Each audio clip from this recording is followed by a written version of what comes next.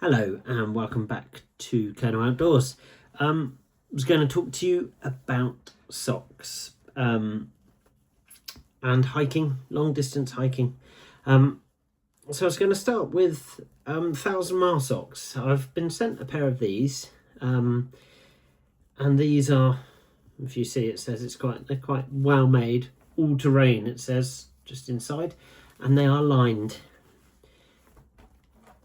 They're stitched together and have red stitching, yellow heel, and they're very well made, and they're lined socks.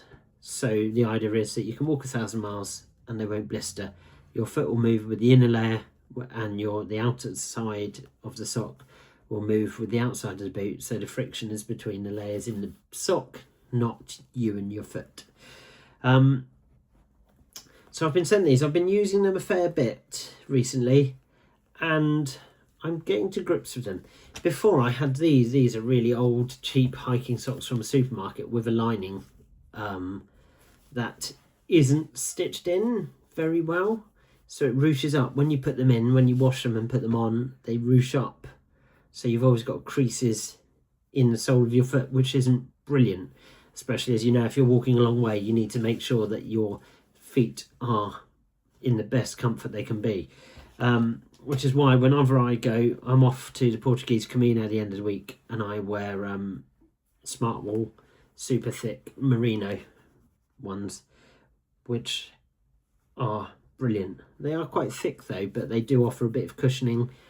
They keep your feet warm, they keep them cooler, they wick well. Very good. But 1,000-mile socks, I years and years ago, I think that was my first pair of walking boot socks I bought. I went to Africa, and in 27 years ago, and I still think I've got somewhere my 1,000-mile socks, which was the same premise. They're kind of lined, so they're thick but thinner than some. As I say, merino is normally my go-to, so it doesn't matter what. I've got some cheaper merino and some expensive. These are 2 for 13. These are 35 quid a pair. But yeah, I've worn these on a handful of walks now, and I do like them, but I am more, when I pull them up, I'm always thinking, oh, is that a crease in my foot? Is that a crease in the lining? But the more I wear them, the more I realise they've kind of thought about that, and they've been really well stitched, connected to the outside, so when you pull the bottom bit taut, the inner bit goes taut as well, so you don't have any creases or discomfort. Yeah, but yeah, the 1,000-mile socks, these are the approach socks, the all-terrain socks, sorry. They are really well made. You can tell there's a lot of engineering gone into them. They've got an elastic bit around the bridge of the foot to keep them there. They've got a slightly more durable texture on the top.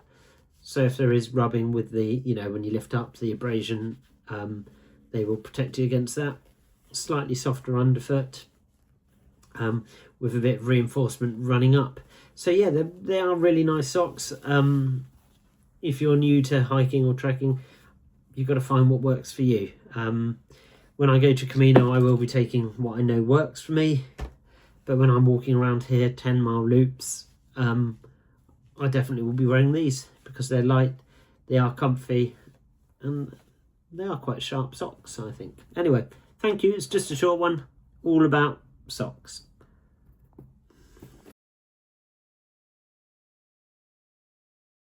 So I was just going to show you the inside. Right at the toe box, it is stitched into sock.